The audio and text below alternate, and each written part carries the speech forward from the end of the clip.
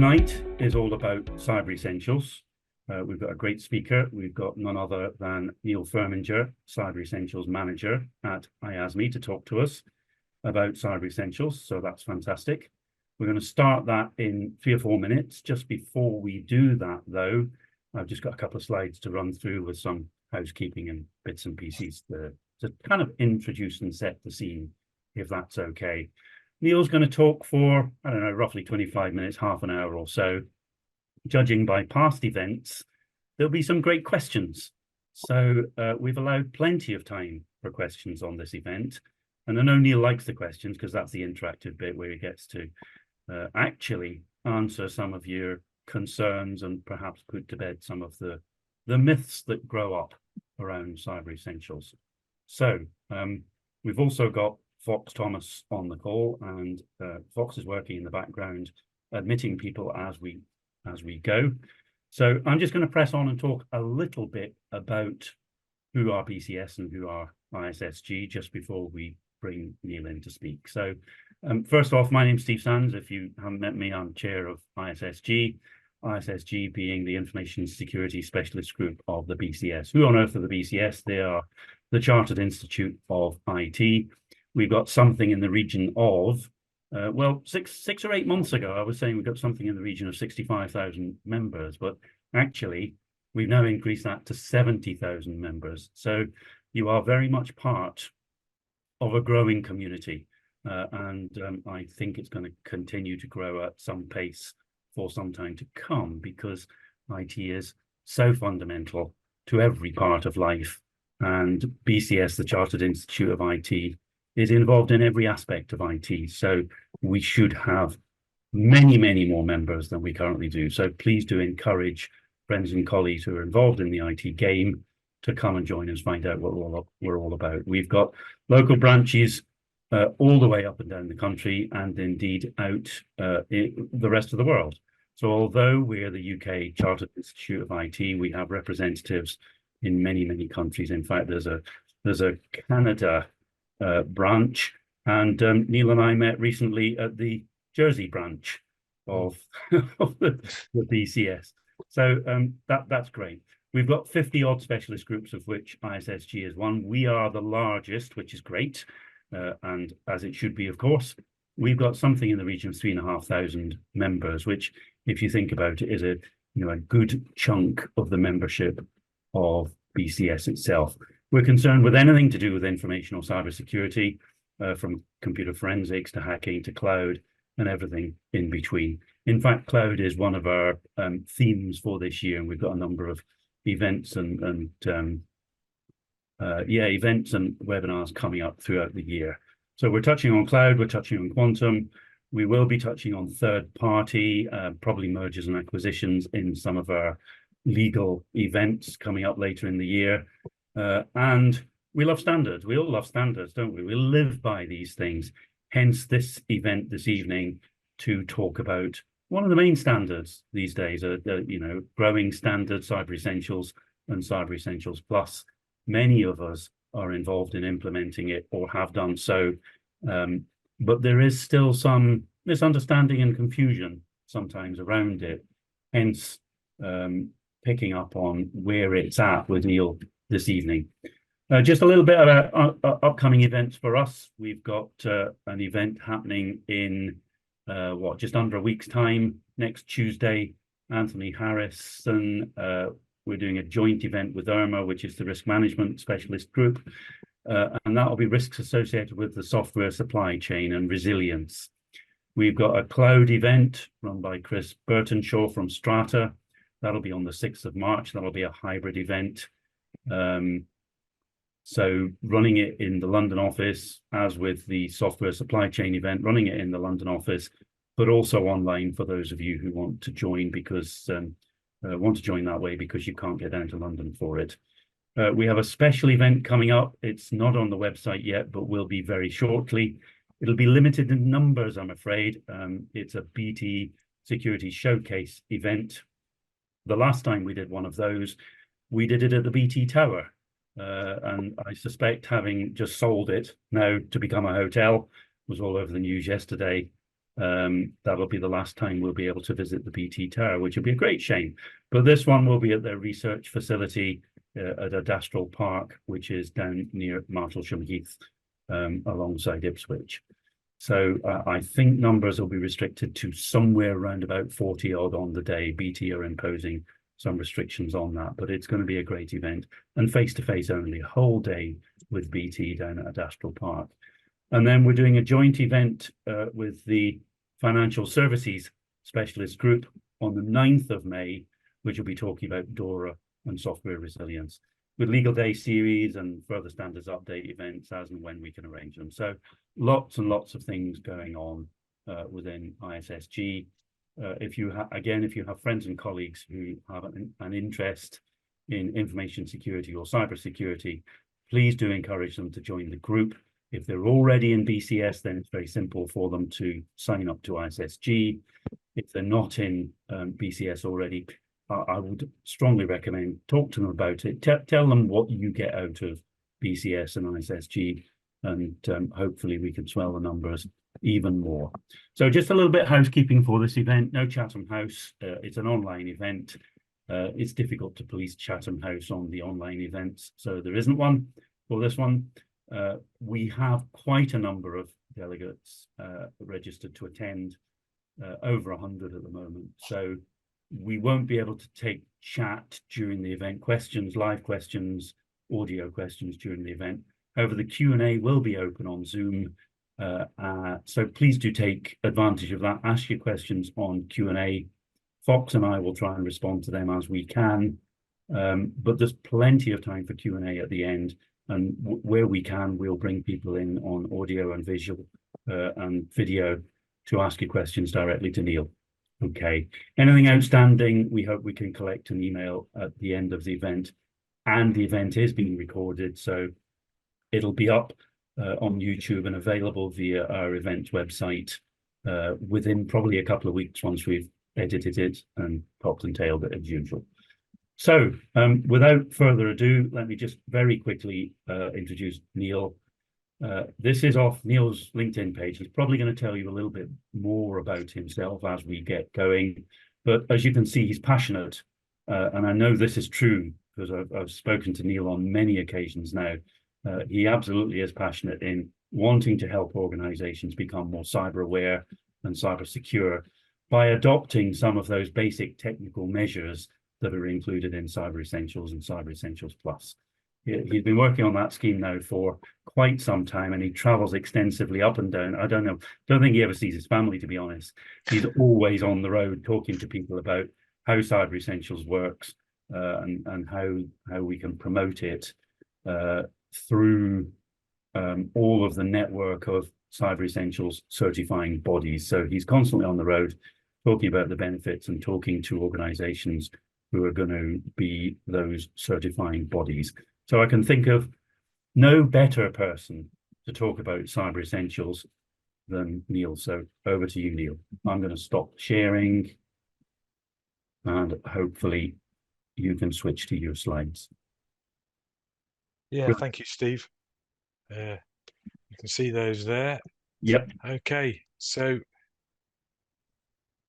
let's.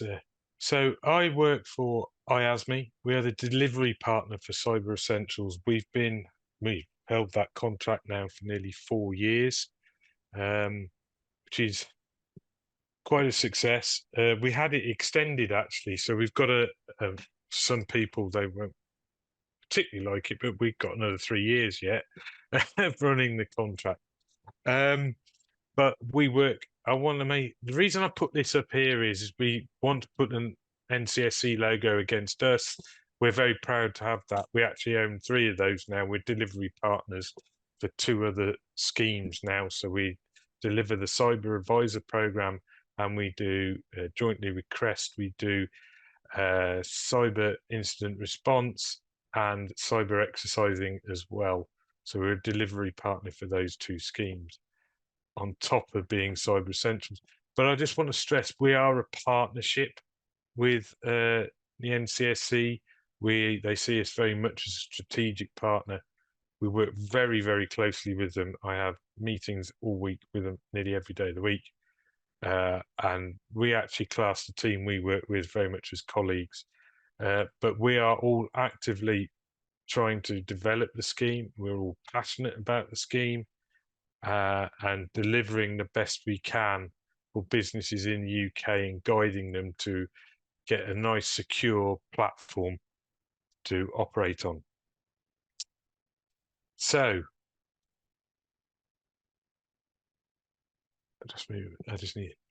I am the scheme manager for Cyber Essentials at IASME. I have been involved with the scheme for a long time. So I've got a 20+ year career in IT support, but I've been working on Cyber Essentials now for nearly 9 years.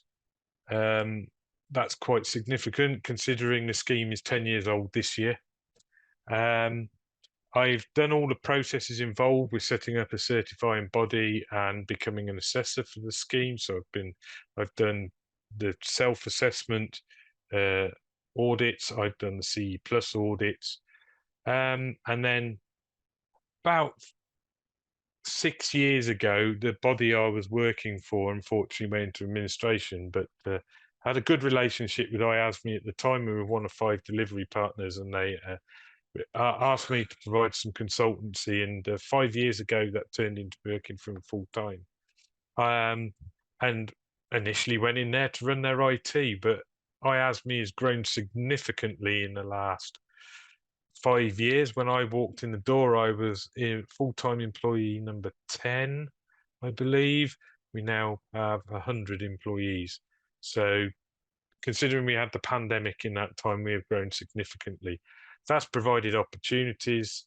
I work very closely with the NCSC. I'm actually the chair of the Cyber Essentials Technical Working Group, alongside the colleagues at the NCSC. I'm also the author of the Cyber Essentials question set. But one thing I don't want to do is shy away. I thrive on feedback about the scheme. That's why my email address is on there. If you ever have anything, any questions, I'm happy to answer. This is my absolute passion. Having had a long career in IT support, to know the benefits of doing the basics and how much difference that can make to an organization's cybersecurity. I get immense passion just helping a sole trader trying to apply, or the largest companies. I still get a buzz from it nowadays. So just a brief thing here. So Cyber Essentials is effectively a set of technical controls to help prevent, and that's the key here, to prevent an incident taking place. There's a lot of thought and work goes into the controls, and it's always in that thought of providing preventative measures. They are based, the controls, on threat intelligence and risk assessments carried out by the NCSC. That's not to say there isn't a risk judgment. The risk judgment within Cyber Essentials is whether you apply the 5 controls or not. That's ultimately it. That's up to any organization. They can make that decision. But if you go through Cyber Essentials, you need to apply the 5 controls in full. As I mentioned, the scheme is 10 years old this year. We're planning anniversary events to hopefully go around the UK to celebrate that. The biggest update was 2 years ago, and that was to introduce cloud services to it, to the scheme, based on the fact that we had the uptake in remote working caused by the pandemic. So the growth in the use of cloud services went through the roof, and we had to put those services into scope for assessment. So it's seen as the foundation for all organizations to set their cybersecurity levels. We need to qualify that a little bit. We are seeing more and more of the large trade bodies starting to see the value in Cyber Essentials. We've recently had, in the last week or so, the legal sector, the ICO, have set a standard that they want the legal sector to follow. That was published last week, and Cyber Essentials is mentioned numerous times in their new documentation. We are seeing supply chains grow and request Cyber Essentials. An example of this is we have St James's Place, the wealth management company. They have just gone through their second round of getting their financial advisors to obtain CE plus, and that is amounted to about 2,500 organizations have recertified in the last 3 months to meet their supply chain requirements. Recently announced was Harland and Wolff, the big shipbuilder in Belfast, even just to get hold of the documentation to tender and be part of the major shipbuilding projects that are going to take place at Harland and Wolff. You've got to hold a CE plus certificate when you are part of the contract, but to get hold of the paperwork, you've at least got to hold CE. So it really is starting to ramp up. And as you can see, I'll put some figures on here. I was looked at this earlier today. We have issued over 155,000 certificates in the 10 years on this scheme. But in the last 12 months alone, we've issued 40,000 certificates. We broke the 100,000 barrier in 2022. And as you can see there, the figures are just going through the roof because of the growth is there every month on month. Certainly CE plus is breaking the record.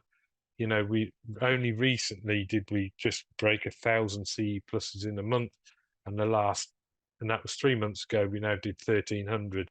So there's huge growth, huge uptake, and a lot of talk about it in the legal sector, banking, etc., all talking about it. But as far as the headline goes for this year, 2024, about Cyber Essentials, you'll be pleased to hear there's no changes. Because we did the big change in 2022 and we had some grace periods in the scheme, certainly around multi-factor authentication, it was thought that we needed more time to get multi-factor authentication rolled out through the scheme. So we decided in 2024 there will be no updates due in April. The next planned update is in April 2025. We've just started those discussions of where we're going to take it. It won't be major, but we have to consider new things like passwordless. There's a lot of talk about that, whether we have to think about more about zero trust. But we also need to strengthen maybe the CE plus and look at some of those things. So there may be some changes to that scheme. But the real headline is this year there are no changes. The Montpellier question set will remain for a further 15 months until the next one is released.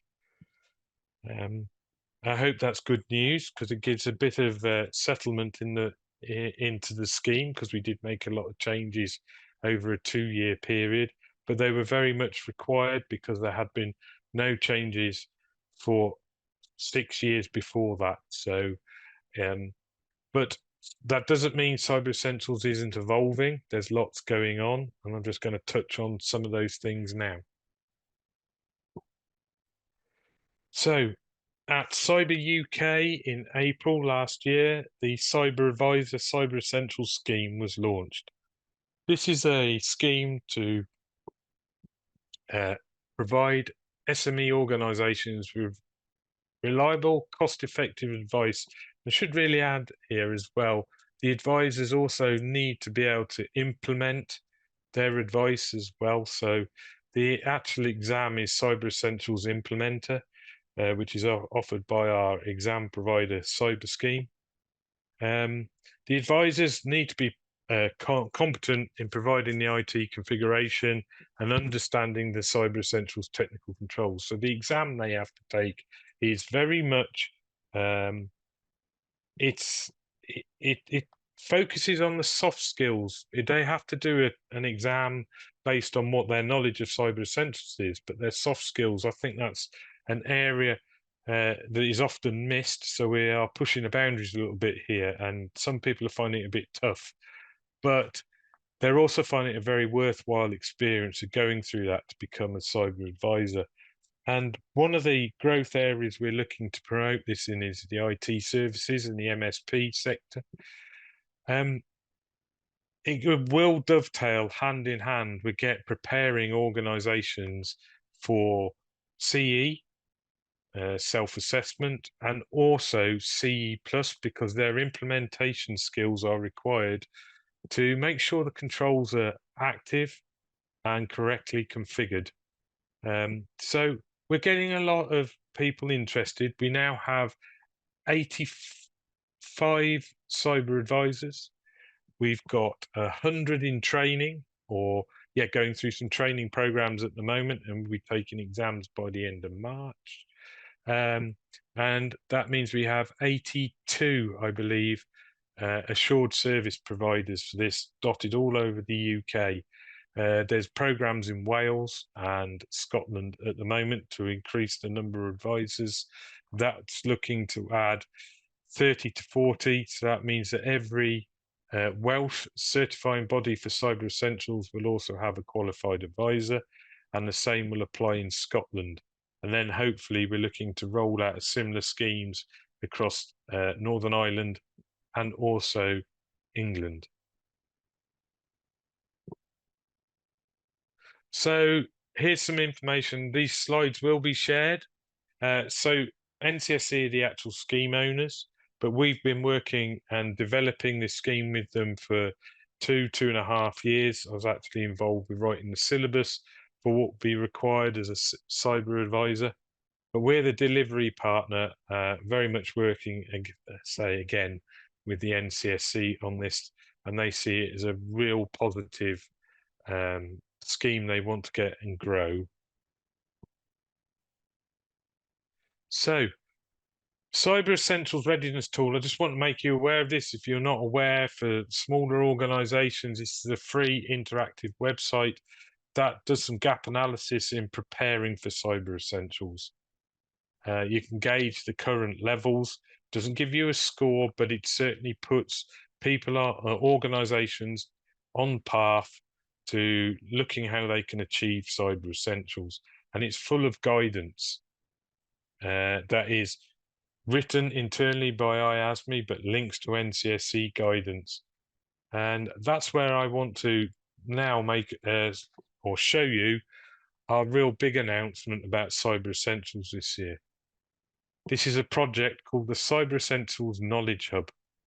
It's something I've been working on and championing for about 18 months now.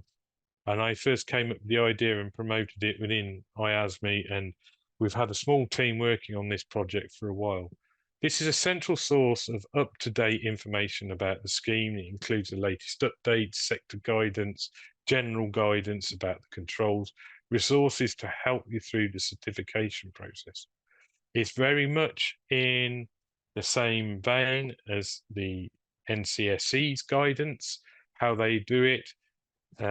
It needs to mirror it slightly, but the key factor here is where NCSE guidance doesn't call out Cyber Essentials as much, or very little actually, and they don't mind me saying that. I've asked them about that because they see me as really wanting to promote this. They want to promote this, and the government department that looks after Cyber Essentials, which is DSIT, Department of Science, Innovation, Technology, they are actively wanting to promote this knowledge hub as well. They see it as a major resource. But the focus of it is everything in here is associated with Cyber Essentials. The guidance is specifically calling out Cyber Essentials, something the NCSE guidance doesn't do at times. So if you're looking for a position or a frequently asked question or something about Cyber Essentials, it will be in this knowledge hub. Now it's free, a point of access, and it will always be free. So it's available for assessors, applicants, and anybody who has a general interest in Cyber Essentials. You can see the URL here, and it's repeated on my next few slides. And I'll shoot through these slides because I can actually give you a demonstration of the website very shortly. So I've personally looked at, let's say, along with my colleague, thousands and thousands of questions, thousands of tickets that we get about the scheme. What happened, feedback we get from sessions like this one we have today. And we focused on these areas, the most common areas that come out of that, to create this knowledge hub. So we have in-depth explanations about the 5 controls, frequently asked questions, etc. So you can find areas in the whole thing about these 5 controls. We are, and I know this is one of the difficult things, and one of the questions we get asked a lot about is about operating system support. When's it going end of life, etc. We have spent a lot of time and worked on this to try and provide this in the simplest format possible, so it makes it easy to understand for the applicants when an operating system is going end of life. We've done the core operating systems. We may do more on Linux at a later date, but the core operating systems are there. We've broken it down, we've given specific dates, etc. It's really important because this is the area of the Cyber Essentials scheme that causes an automatic failure. All devices in scope must be using a supported operating system by the vendor manufacturer. So we want to make that information in a readily available resource, and it's here in the Knowledge Hub. We're going to do something about what the NCSE calls scheme advisories. Now, at the beginning of 2022, we made a change to the scheme that we were going to ask for a different level of detail regarding the devices. So we asked about make and operating system. We stopped asking for model of the device. That would be what the NCSE class as a scheme advisory. It was a major change to the scheme on the level of detail, but it was never published anywhere. What the Knowledge Hub will allow us to do is to publish these scheme advisories. But because we work in partnership and collaborate with the NCSE almost on a daily basis, those scheme advisories, they will be published on the Knowledge Hub with a reasonable explanation as to why they're happening. They'll be published on through the social media channels, but we have a commitment from the NCSE. They will also publish the scheme advisories on their own Cyber Essentials website to give them some legitimacy, and they can see that they've been approved by the NCSE. I can say to you that there is an awful lot of decisions and discussions about Cyber Essentials, and many man-hours go into decisions around the scheme. And we want to show a joined-up approach to all. But the point is here, we've recognised that there have been times with the scheme when the decision's been made on how it should be applied, it's not been made public. These scheme advisories should handle that. If we made a decision in the tech working group, which we meet on a weekly basis, and it involves in a scheme advisory, the plan is to make sure that that is published the same day the decision is made. That is the way we're looking forward, and we want to be a lot more open and honest about decisions around the scheme. We want to talk a lot about scoping of the scheme. There's many questions about this. I would say 85% of all questions on a technical nature about Cyber Essentials are actually about how to scope. So we're going to do a lot more articles about this and delve into some of the different scenarios, the more common scenarios we get questions about. We're going to do a lot more about sector-specific guidance as well. So we already have a body of knowledge around this, around charities, education, legal, accountancy, and sole trader businesses. But we now recognise that tailoring the guidance to these specific sectors really helps to improve the relationship and getting their knowledge improved and their understanding of what we're trying to achieve. So we are going to be doing a lot more targeted guidance going forward. Now, here it is. Let me go to the home page. I hope you can all see this. This is the Knowledge Hub, freely available. You can see at the bottom of the screen, the URL for this. This is the Knowledge Hub, live as it is right now.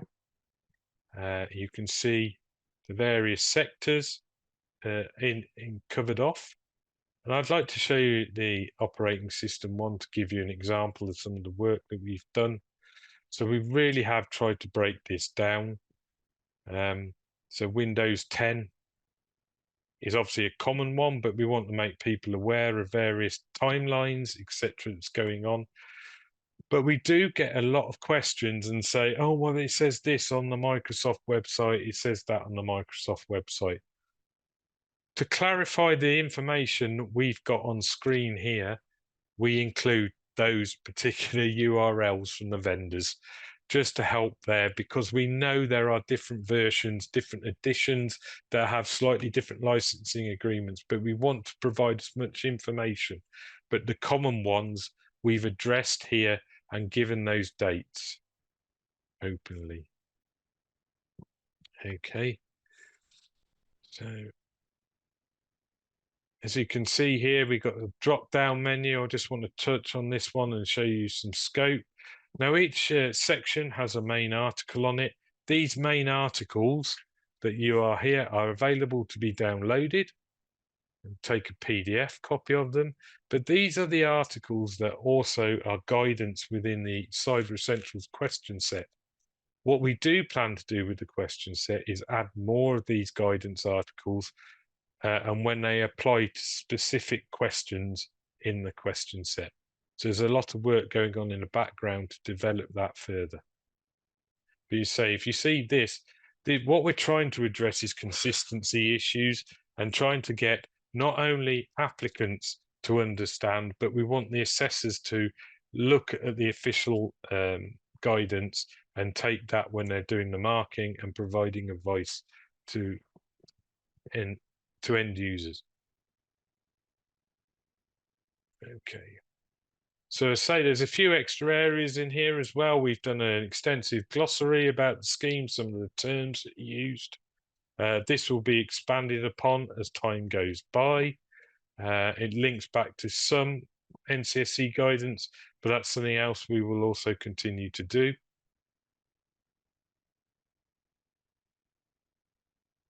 And as I say, you know, there's some links to other areas, so it goes back to the IASME website if they want it.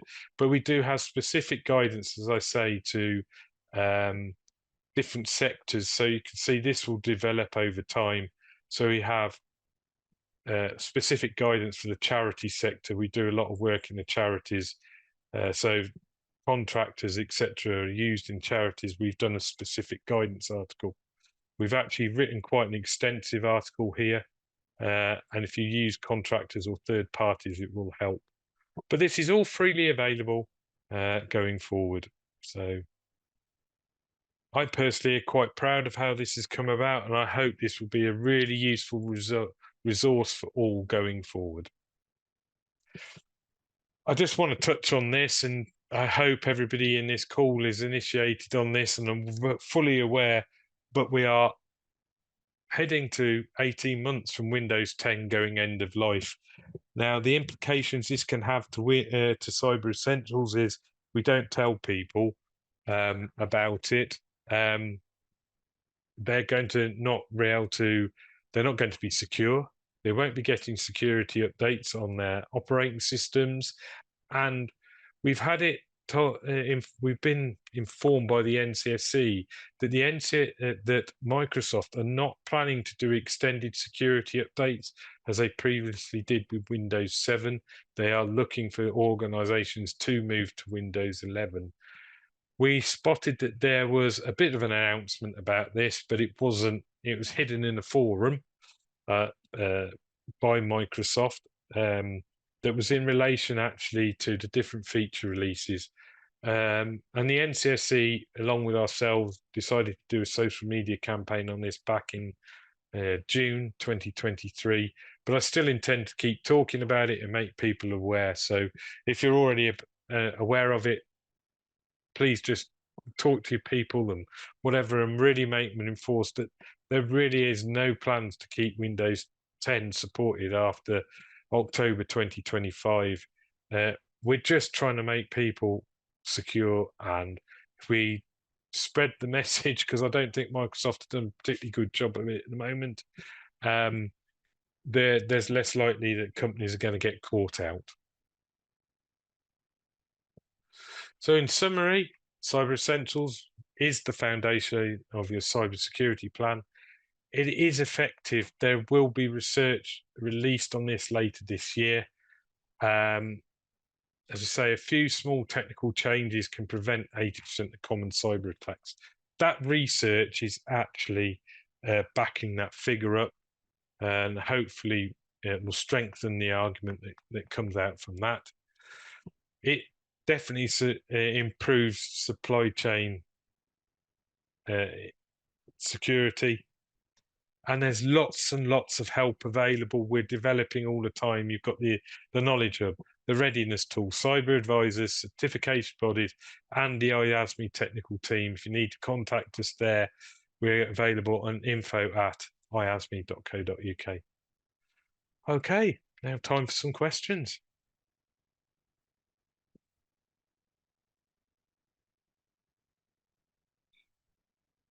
So, Steve, are you going to introduce the questions, or shall I just go for it? Oh, you go for it, Fox.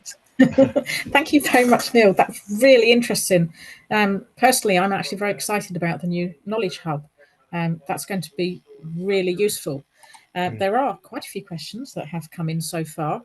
The idea is that we ask you a few questions and then also allow some of the attendees on the call if they would like to ask directly. So where an attendee would like to ask a question, can you please raise your virtual hand and put a note in chat, and we'll give you the floor for a moment or two. So we'll start off with the first question, and that is where you advise there are going to be no question changes until April 2025. Will there be some sort of release of updates where some of the questions or requirements from the Montpellier question set are clarified? Is there going to be an official response to that? We will always assist in trying to clarify the questions. I suppose one of these things, clarifying the questions, are we talking about why they exist or actually how it fits your scenarios? If you want to understand how it fits your scenarios and you want some clarifications, contact myself and we'll do the best to help you out. I want to say that IASME's door is always open. We've got a technical team that can help with those clarifications. That, you know, as I say, there's plenty of help out there. The thing is, if we want to do clarifications, we now have the facility to put some of these clarifications through the Knowledge Hub. As I say, that only went live last Wednesday. So we now have that facility, and I'd love to hear what you want clarified so we can address it. Oh, that's super. I'm actually genuinely very excited about that as well. To be able to talk to the horse's mouth more often. Not that you're a horse, obviously. So thank you very much for that. Linked to that, again, knowing that the question Montpellier set won't change till April 25. Are there any new tests in Cyber Essentials Plus audit itself, or will that also be included potentially in the Knowledge Hub and we should check in there? There are no new tests. We haven't introduced any new tests. I'm trying to think when we actually changed the tests. I think the only test that, we did do a bit of a change last year. That was in April last year, but that's around manual tests around anti-malware products. Because of the change to behavioral scanning from certain vendors, we needed to make some adjustments to how they were tested. So they need to be checked manually by the assessor at the time. But this year, there's no changes to the CE Plus tests. I would expect there may be some changes next year. Thank you. Thank you very much. There are a few questions about the cyber advisory area as well, but I noticed that Ahmed has his hand put up. So, Ahmed, if you'd like to unmute, you may have the floor for a moment. Thank you. A question for Neil on Cyber Essentials Plus.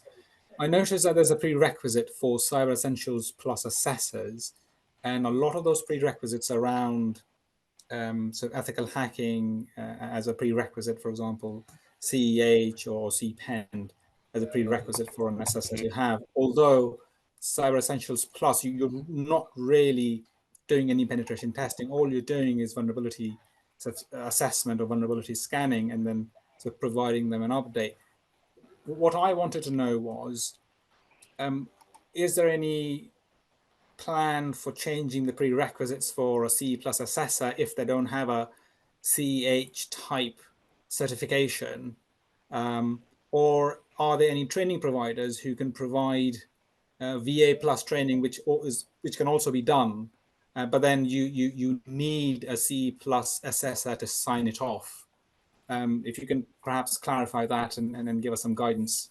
Right. The CE plus assessor requirements are set by the NCSC, and the lead assessor qualifications relate to their check scheme, and the qualifications that they do the due diligence on that they accept for check team members.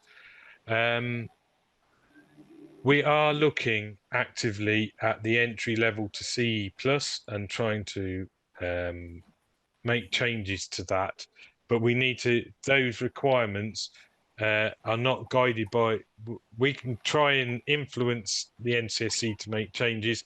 They are aware we are actively looking how we can increase the number of CE plus assessors and looking at the requirements.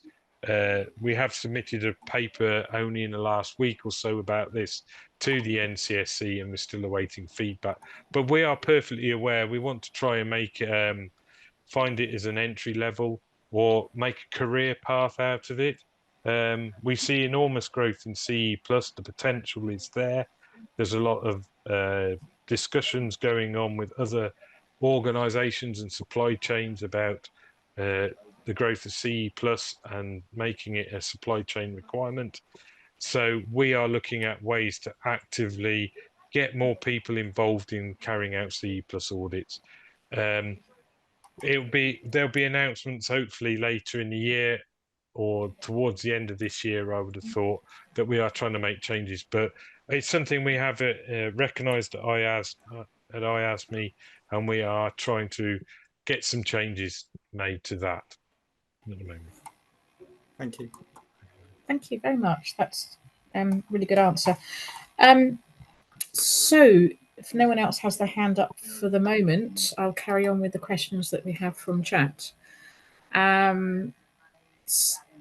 This is a new one on me. Australian Essential 8. Neil, are you aware of Australian Essential 8? And the question from Simon is, how does Cyber Essentials and Cyber Essentials Plus compare, in your view, to schemes set up and used in other countries? Obviously, we're not mentioning Europe yet, because we know there's some really good legislation signed off there and coming through.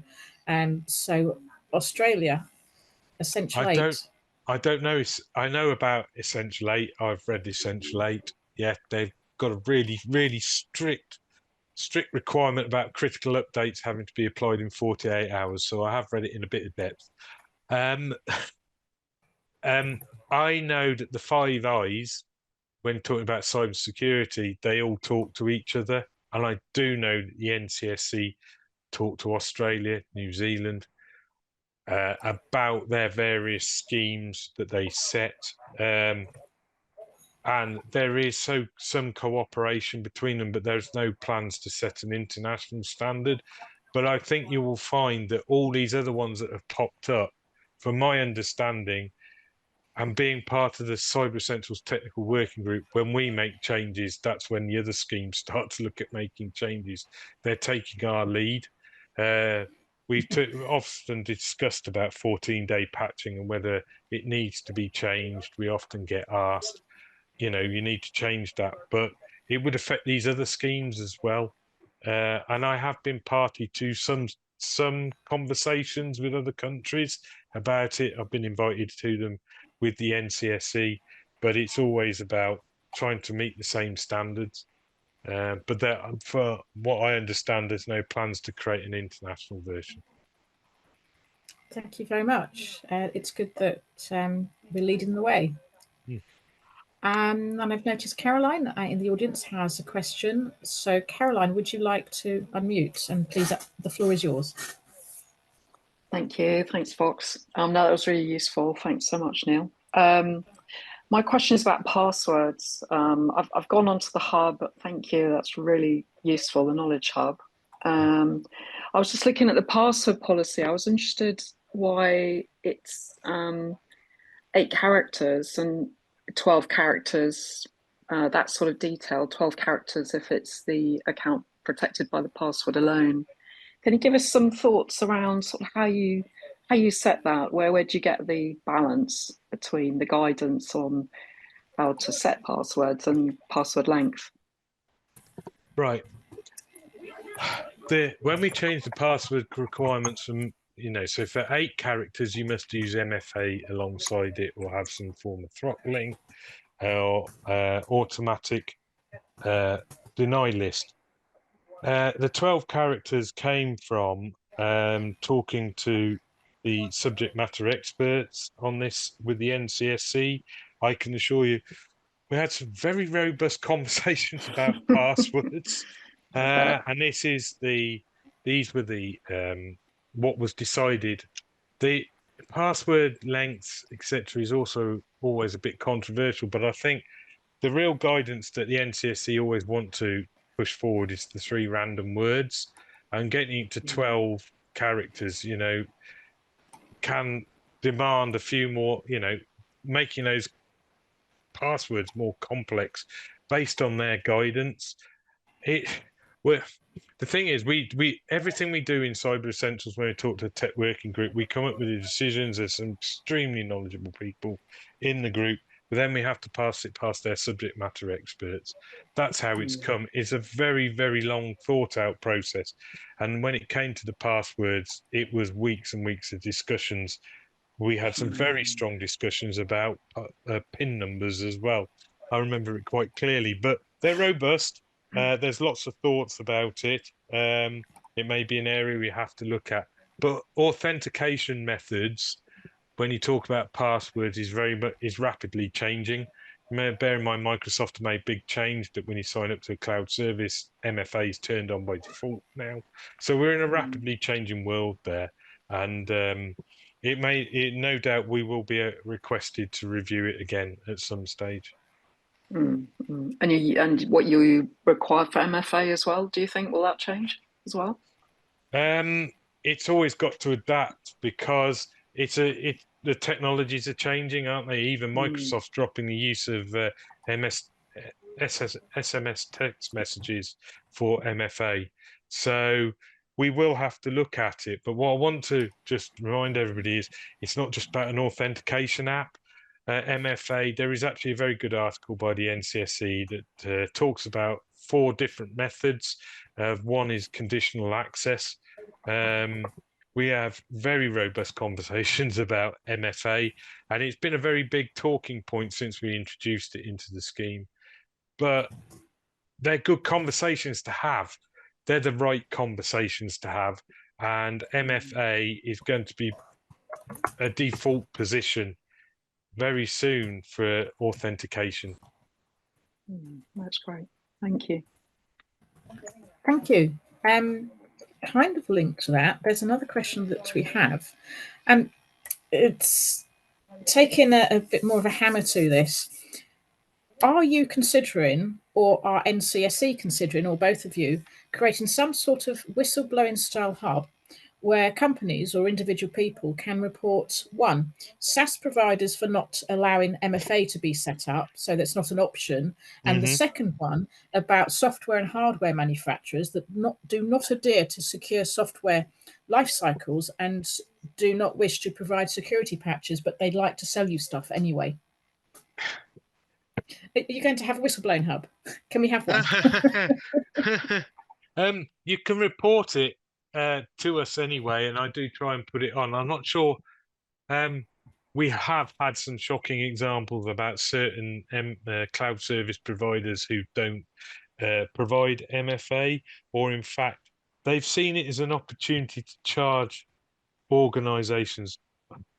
I don't know. I'm still waiting to hear the cloud provider, but the example I was given only a couple of weeks ago was one organization has been asked them to put MFA into a cloud service, and they were quoted £70,000, which is frankly astonishing because they're just not getting the idea of what MFA is about and will protect their cloud service, let alone their users of the cloud service.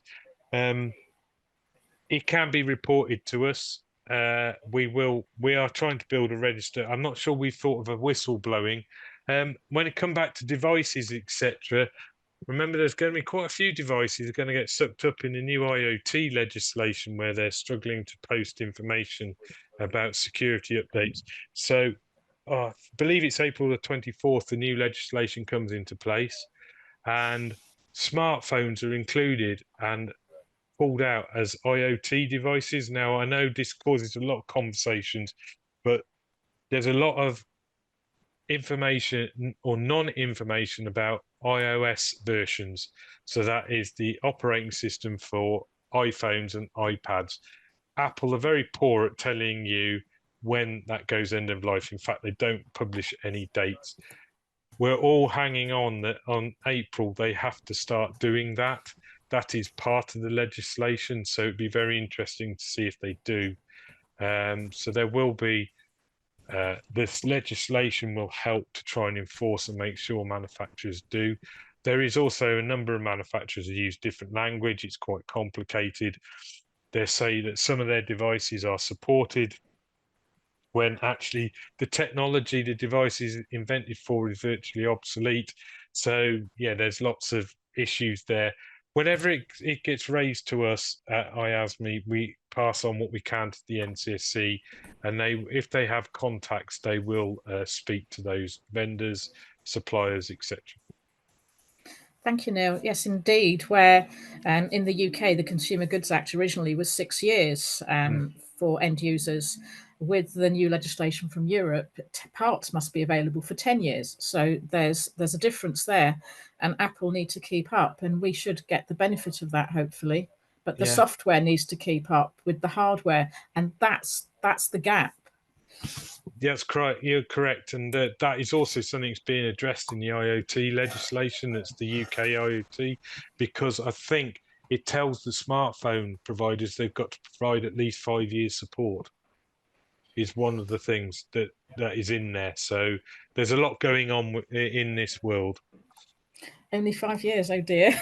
Yeah, I know, but technology changes on, doesn't it?